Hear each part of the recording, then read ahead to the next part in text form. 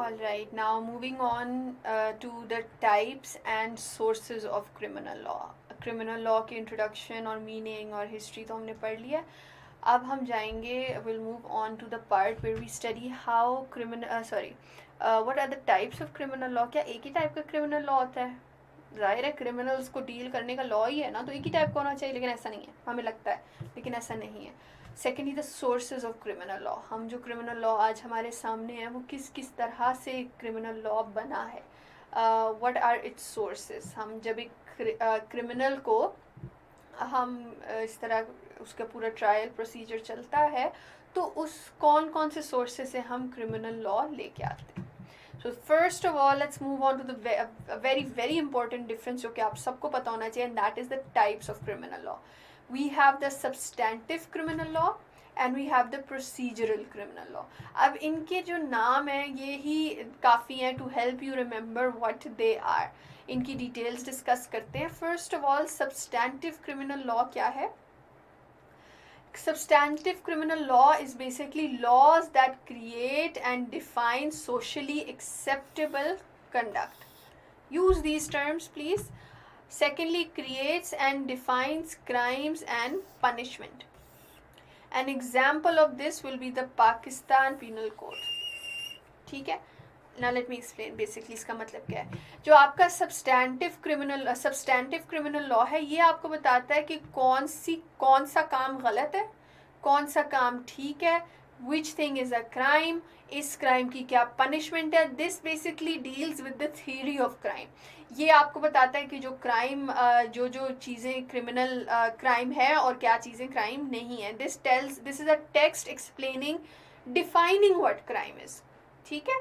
ये आपको बताता है कि आपने कौन कौन सी चीज़ों को इलीगल कंसिडर करना है. और पाकिस्तान में इसकी best example is PPC which is the Pakistan penal code, जो कि हमें बताता है कौन से क्राइम की क्या सजा है और कौन सी चीज़ which thing is a crime. The second is procedural criminal law. A procedure, it will help you remember कि कौन सा काम किस तरह से करते हैं. A procedural criminal law is basically provides the process that a case will go through. Procedural criminal law बताता है कि क्रिमिनल को इन्वेस्टिगेट करने से लेके उसको पनिश करने तक, उसको प्रिजन में डालने तक जो पूरा प्रोसेस है वो प्रोसीजर किस तरह से चलना है, किस बंदे की क्या रिस्पॉन्सिबिलिटी है, किसका क्या रोल है, किसके लिए क्या लिमिट है, पहले क्या होना चाहिए, उसके बाद क्या होना चाहिए, उसके बाद क्या होना चाहिए. ये जो पूरा प्रोसीजर है ये प्रोसीजरल क्रिमिनल लॉ आपको बताता है. So let me read it again. Provides the processes that a case will go through. कि जब एक केस स्टार्ट से लेके एंड तक किस तरह से वो चलता है. Explains how crime is detected. हम किस तरह उसको इन्वेस्टिगेट करते हैं. Reported, interviewed and investigated. Criminal उसका सारा जो प्रोसीजर है ना, पुलिस का क्या रोल है, कोर्ट का क्या रोल है, प्रोबेशनरी ऑफिसर का, ये हम सारा कुछ अगले आपके सेक्शन में पढ़ेंगे. प्रोबेशनरी ऑफिसर का क्या रोल है, इन सब का जो रोल है ये आपको आपका प्रोसीजरल क्रिमिनल लॉ बताता है. एंड जिस तरह पिछले का एग्जाम्पल पीपीसी था, इसका एग्जाम्पल क्या है. An example of this in Pakistan would be the CRPC of 1898. ये 1898 का क्रिमिनल प्रोसीजरल कोड चलता आ रहा है जो आपको बताता है कि किस चीज़ को कैसे हैंडल करना है. पाकिस्तान में यही अप्लाई होता है with small minor amendments. So this is the basic difference between substantive criminal law and procedural criminal law. Next, let's move on to the sources of criminal law. हम जो criminal law पढ़ते हैं या उसको जो apply करते हैं तो वो किस किस जगह से हम laws लेते हैं. सबसे पहले is the common law. It is commonly referred to as a judge-made law. It is a body of unwritten law. Why am I using these words? Judge-made law, unwritten law, based on legal precedents established by the courts. Basically, देखें, this is like कि आपका जो law है ना, it cannot define each and everything. ठीक है. आपका जो प्रॉपर पहले से आपकी जो क्या कह लो उसको कॉन्स्टिट्यूशन है, each and everything like that, it is not possible for that code to define each and everything. तो होता क्या है, जब ऐसी कोई सिचुएशन आती है और आपकी कोर्ट्स में ऐसा कोई केस आता है जो कि इस तरह से प्रॉपरली डिफाइन नहीं है, तो प्रीवियस केसेस को देख के और बाकी लॉज को देख के उस टाइम जो जज फैसला करता है, that is called your common law. अब वो चीज़ बेशक उसमें सही से नहीं लिखी, लेकिन eventually it becomes a part of your law. तो जो उस वहाँ पे फैसला हुआ है वो अब आपका लॉ है। Next is constitution. अब आपको पता है, ये आपकी जिस तरह पाकिस्तान का कॉन्स्टिट्यूशन है, every state has its own constitution, और ये कॉन्स्टिट्यूशन आपकी बेसिकली पूरी स्टेट के लॉज चॉक आउट करता है। The basic principles and laws of a nation, state और social group that determine the powers and duties of the government and guarantee certain rights to the people in it। तो आपका constitution government की duties और powers बताता है, और आप लोगों आम जो अवाम है उनकी राइट्स बताता है। तो कुछ लॉज हमारे पास यहाँ से आते हैं। After that we have the statutory laws.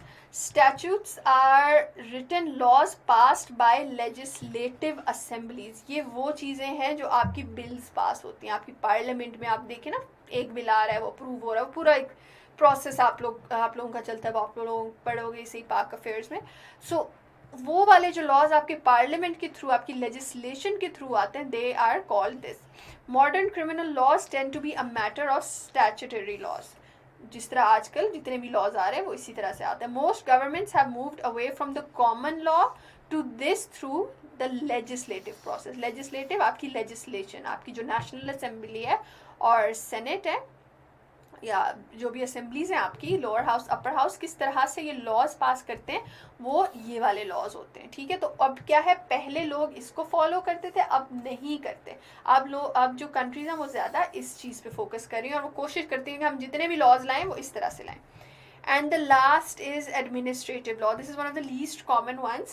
It is the body of law that governs the activities of administrative agencies of government. ये वो laws हैं जो बताती है government की जो administrative agencies हैं, आप what you people are going for.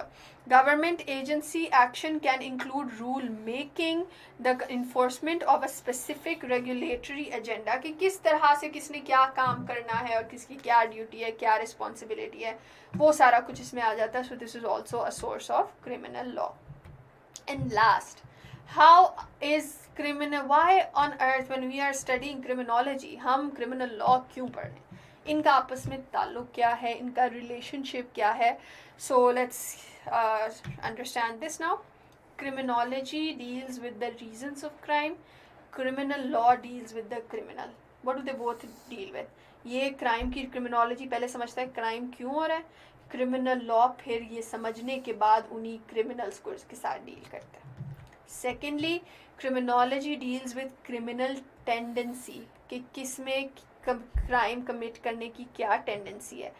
Criminal law deals with the statistics of crime. Basically criminology जो है वो बताता है कि क्या वो थियोरेटिकल है थोड़ा ज़्यादा, क्रिमिनल लॉ उसको थोड़ा प्रैक्टिकल उसकी अप्लाइंग दैट एप्लीकेशन है।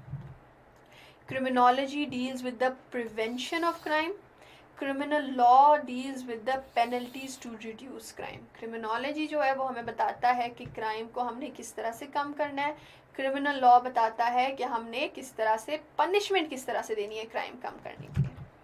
Criminology is psychological, criminal law is physical. इसका ये मतलब साइकोलॉजिकल पर्सपेक्टिव नहीं, क्रिमिनोलॉजी जो है वो आपके माइंड, वो सारी माइंड की बातें, वो सारी थियोरेटिकल बातें, वो सारी सोच की बातें, reaching to a conclusion. Criminal law is basically the physical और the practical aspect of criminology. वो क्रिमिनोलॉजी का एक प्रैक्टिकल एस्पेक्ट है कि किस तरह से हम क्रिमिनोलॉजी को फिजिकली अप्लाई करते हैं। And last, concepts of criminology are used to make criminal law more effective. जब हमने स्टार्ट में क्रिमिनोलॉजी की इम्पोर्टेंस पढ़ी थी तो उसमें हमने ये पढ़ा था कि जो क्रिमिनल लॉ है वो क्रिमिनोलॉजी की इम्पोर्टेंस यही है कि हम इससे अपनी पॉलिसीज़ और अपनी लॉज को ज़्यादा इफ़ेक्टिव बना सकते हैं। तो जब भाई कंट्री क्रिमिनल लॉ बनाए तो वो क्रिमिनोलॉजी से की हुई रिसर्च को अप्लाई करके क्रिमिनल लॉज इस तरह से बनाए कि हम क्रिमिनल एक्टिविटी को कम कर सकें. So that ends your lecture on criminal law. I hope you understood now what criminal law is, and see you in the following modules. Okay. Allah Hafiz.